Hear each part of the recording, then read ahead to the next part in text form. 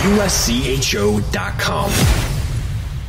This is the USCHO Spotlight, a weekly podcast from U.S. College Hockey Online at USCHO.com, featuring conversations with college hockey coaches and players and journalists who cover the sport. Welcome to USCHO Spotlight for Tuesday, March 9th, 2021. I'm Ed Trefzger alongside Jim Connelly. The conference in men's Division I hockey that was hit the hardest by COVID cancellations is the ECAC, with 8 of its 12 members electing not to play this season. And joining us this week on USCHO Spotlight, the commissioner of ECAC Hockey, Steve Hagwell. Steve, it has been a crazy year from minute one for your league. Take us through it. What's been the positives that you can take away from this season, and how do you feel your league sits as we're heading into the postseason? Well, the positives are that we have teams that have played and gotten through on our women's side, and we're getting close. If we take it day by day on the men's side, so those are positives. And for those student athletes and coaches and staff and institutions that had the opportunity to play, my hat's off to them. It's all what they did. They did all the right things. There were some pauses in there throughout the season.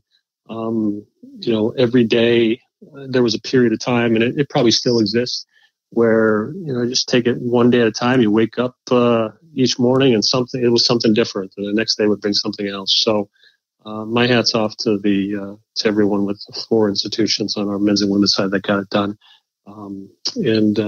And here we are coming up on the end and looking at certainly from an NCAA standpoint on the women's side next week, and getting close on the men's side. When you look at the 4 teams on the men's side that decided to play, obviously, and I guess it's the same for the women, they probably felt like they were left in a little bit of a bubble, and I that's probably not the best word to use in this COVID time, but that they're kind of on an island by themselves. Do you feel that there was a lot of positives that came out from those schools, knowing, hey, we want to play hockey, we still want to have a season, we understand that we're not going to do it in the way that we've done it, we're missing a lot of the schools that we have great rivalries with, that we have great relationships with, but we still want to get this done? Was that kind of the takeaway all year for these four schools, these 4 universities? Yeah, it was for all 12, frankly. I mean, I'm trying to think back to the summertime.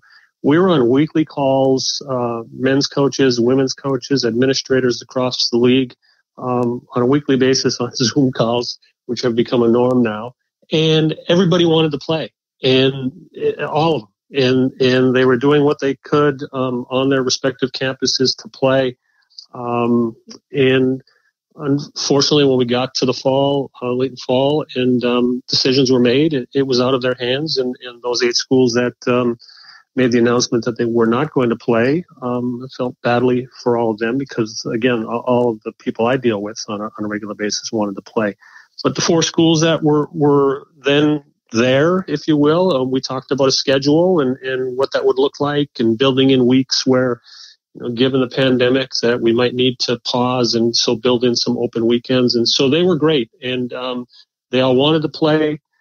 If we rewind and go back to October or whatever time period, did I think we were going to get through it? I'm not a pessimist by any means. I was unsure. I think everybody was unsure. And here we are, and I give credit to them, again, the schools that are playing, because they did it. I mean, we as a league, were there adjustments on the fly? I use the term fly by the seat of our pants. I often do that in a normal year. There will be normal to see again, but it was all them. The communication lines were wide open and great. The minute they had something happen on their campus, I was apprised, whether it was confidential at the moment or not. And then when they talked about, hey, we're going to add games, they would give us the heads up and say it's possibly here, so we could get officials and get them tested and so on. So they all came together. They made, for me personally, my life a lot easier. So I give them all the credit. We obviously focus on the men's side, but I got a chance to check out at least standings and some results, women's side, men's side. The 4 teams that got out there and played, and maybe it's because you play each other so often, but it felt like any team could win any game on any given night. There were teams that obviously separated themselves and became, your champions, your favorites. But it did feel like this was as much parity as you will ever have in a league, because you didn't really have easy expectations. I even look at our conference correspondent, Nate Owen. I don't think his overall picks record this year was very strong. The parity was pretty good. Yeah, I think I'm going to have to revise the future schedule so these teams don't see each other anymore, and maybe we'll have to adapt a league schedule because they have seen some ridiculous number of games against each other. I think we just completed our women's championship on Sunday, and going into the weekend, I think Clarkson Colgate might have played 10 times, maybe 11. I might be wrong on that, but not league games all, but non-conference. And yeah, I say it every year. I'm on broken record. If you rewind the discussions we've had at the Frozen Four in the past, I talk about our parity and so on. And I'm truly believe that. But this year was even more so. You're right. It's just on a given day, anything can happen. And we had a couple of teams that performed pretty well throughout the year. Colgate on our women's side, and Quinnipiac certainly has done that for the most part, not to exclude anybody else on our men's side. And it is any given night. I was at the Quinnipiac Colgate series last weekend, and I thought Colgate played great on Friday. And Quinnipiac, that it was a touch and go game, and ended up 4-2. And then they beat them on Saturday. So going into the semis right now, I mean, it's a one-off. So you don't know. But the parity is very evident in our league this year. Steve, I'm sure everybody is hoping and probably planning for a regular season in the fall. But I wanted to ask you about the impact of not playing this year on some of the teams. You take the Six Ivies and Rensselaer and Union. They've all, or most of them have had a situation where they've had some players transfer. Yet you also have an extra year of eligibility. Do you have a sense from those teams how they stand and what challenges they're going to face getting back in gear after a year off? I don't. We haven't gotten into the specifics of that. Do I think there will be, personally, in my opinion, there will be some challenges? Yes. What the ripple effect will be and how great it may be, and it may vary from institution to institution, I really don't know. I certainly has some impact that moving forward for next year with the players who have moved on or maybe the incoming freshmen who have now changed their mind. So I haven't gotten into the specifics of that. I'm sorry. Right now we're just looking at trying to complete our league season on our men's side, and then we'll go from there. With the different COVID-19 protocols and return to play plans and so forth, are there things that have come from that, procedures, standards that are something that probably will continue in the future, even as we get back more to normal? I'm thinking things like in the area of hygiene and so forth. That's a great question. And I would think so, and I would hope so. Again, the staff, whether athletic trainers or the medical staff on the institutions and the administrators, they've done a tremendous job. The protocols came into play. We had a group of about 10 people, a doctor, an athletic trainer, our directors of officials, rink managers, et cetera, equipment, et cetera, through the fall. And they were a great resource for us. And what I've learned, two things that have really hit home for me as I've gone through this for this league. One, the people in this league are just far and away the best aspect of it. I mean, I love the institutions. I love the program, but it's the people. And they've shown to me their greatness, if I can use that term, and how dedicated they are to their institutions and the league as a whole. And I'm frankly very blessed to be associated with them. Things that we've learned, yes, I would hope so, and think so. What those specifics are moving forward, we shall see. Right now, I'm just hoping by sometime this spring or late summer, this thing will be over, if I can say that, and we will try to get to some sort of normalcy in the fall. Jim and I have noted on previous podcasts that it seems like every year with hockey teams, there'll be a stomach flu or something like that that'll go through a team, and maybe a little better job like they've been doing this year can help prevent some of that. Yeah, that's a great point. Yeah, I remember in recent past where we've had, food poisoning run through a group of players, or that's a little different. But yeah, the flu or whatever may be the situation, and somebody's on the road. I don't know if I have enough players to field the team for the game this weekend. And now those seem such small items. We got through them, but just looking back on that, it's a bit ironic. More with Steve Hagwell in a moment. This is the USCHO Spotlight, a weekly podcast from U.S. College Hockey Online.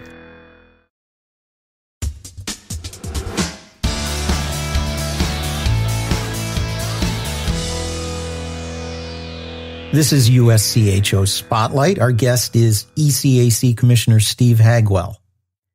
Well, we missed out being able to talk at the Frozen Four last year and probably can't this year. And one of the things we would have talked about is rule changes.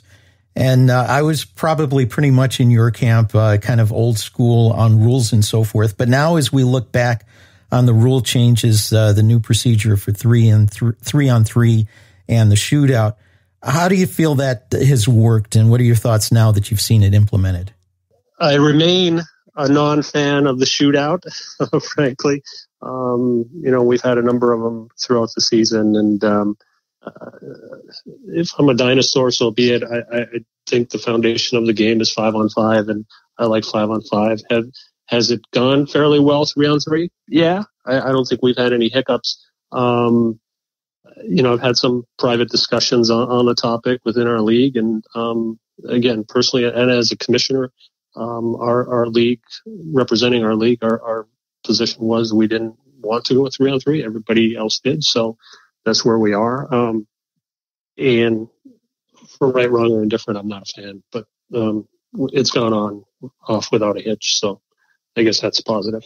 Yeah, I'm still not a fan of the designated hitter, so I guess that's okay. I'm with you there too.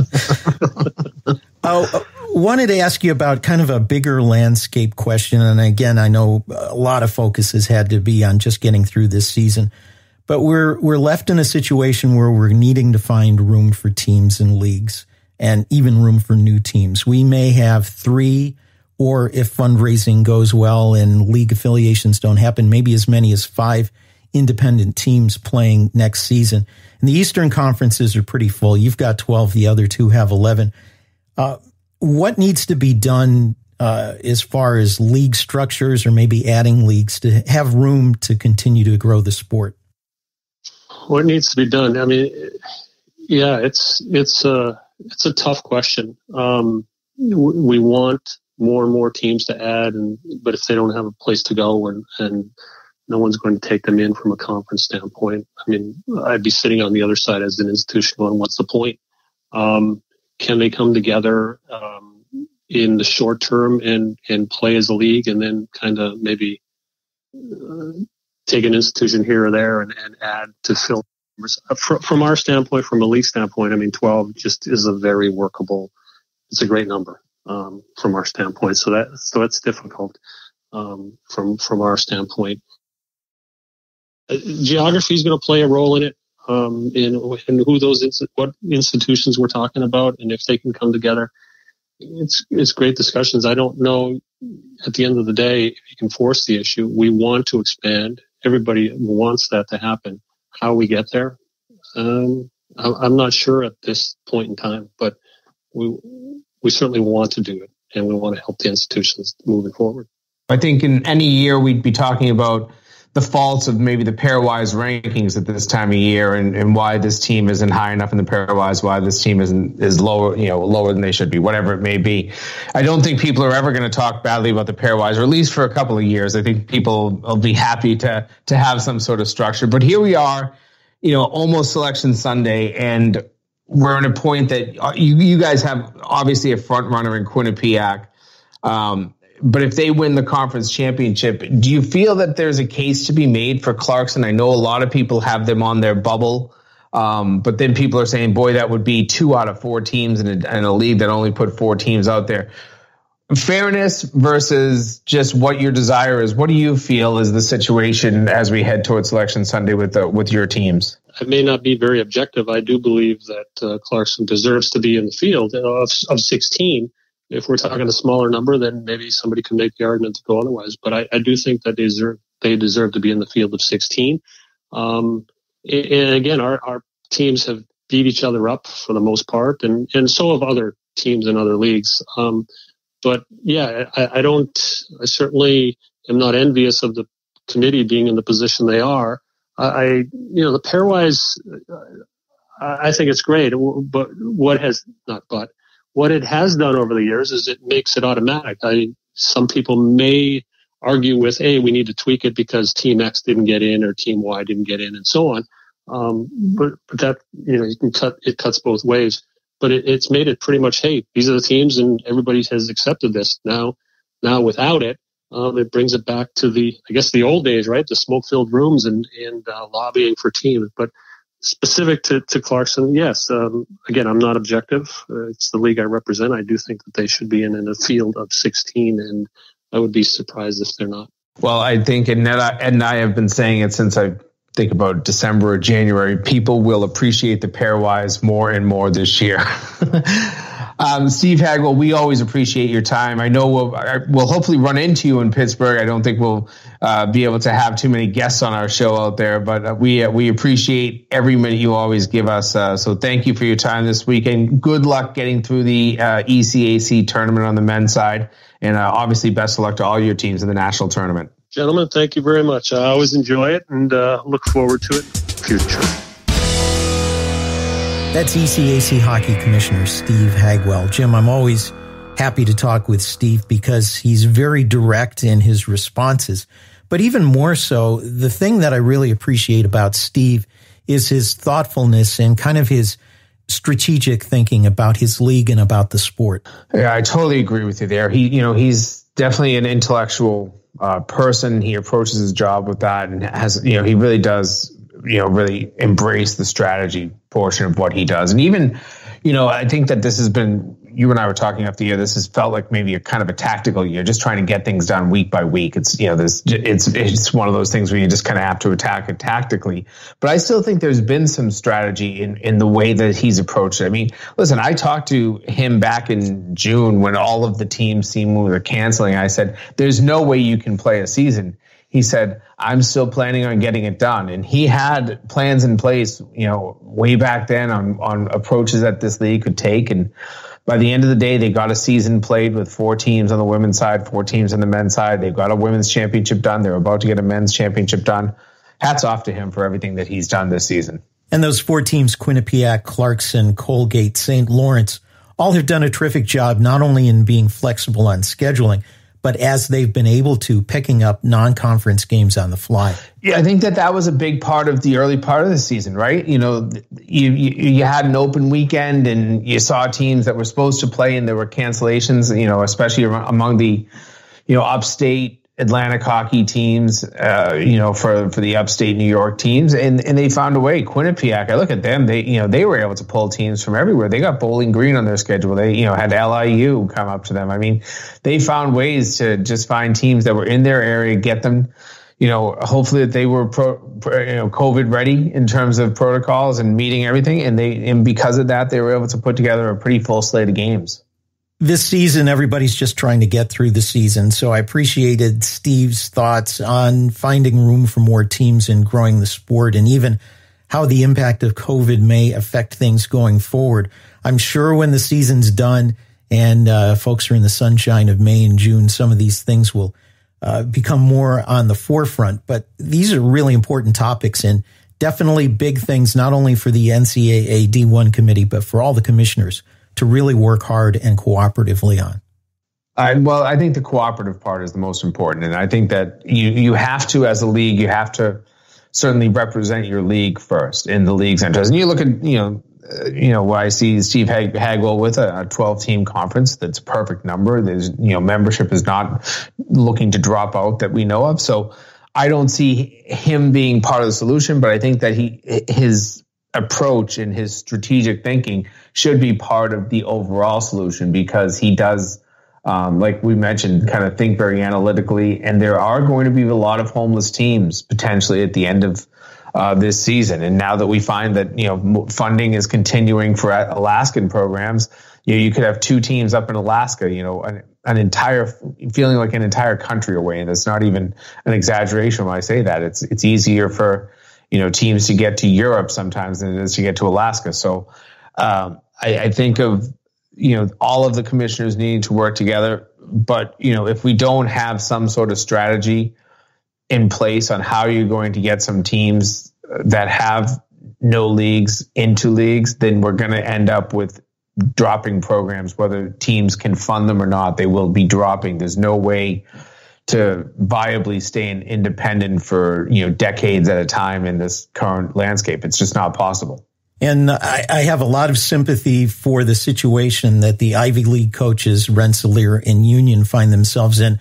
All of these coaches wanted to play. They've seen players transfer, maybe incoming freshmen, as Steve pointed out, electing to go elsewhere. This is going to be a difficult thing for them. Hopefully they can turn things around quickly and bounce back from the year off. It's difficult. And I think that the biggest, impact, as you mentioned, are those players that left the programs. And, you look at some of these schools, some of the higher end schools that had some of the better and more desirable talent, they really lost. And you don't know in a recruiting cycle what damage will be done until you go back next year and kind of see what you have left, what you've been able to maybe bring in this year that maybe you weren't expecting to. And then what you have in terms of seniors that decide to return. I would think that most of the seniors that didn't get their senior year in would return. Now, I don't even know exactly how some of the Ivy regulations play. And I know I have a nephew that plays football at Yale, and he wasn't allowed to attend classes this fall because if he did, he would have lost a year's eligibility. So I don't know how a lot of the archaic Ivy League rules factor in. And then I don't know, just decisions from players, whether if you're done school, do you feel like sticking around, for just so you can have one more year of hockey. There's a lot of questions. There's a lot that has to be answered. And I think that we'll see that over the summer, but it's going to be a lot of work for these Ivy League and RPI union coaches. The Ivy's adjusting and allowing graduate students to participate in athletics may help that, but it's still out of the norm for them. For Jim Connelly, I'm Ed Trefzger, and we'll catch you next time. This has been the USCHO Spotlight, a production of US College Hockey Online. Visit uscho.com/podcasts to listen or subscribe.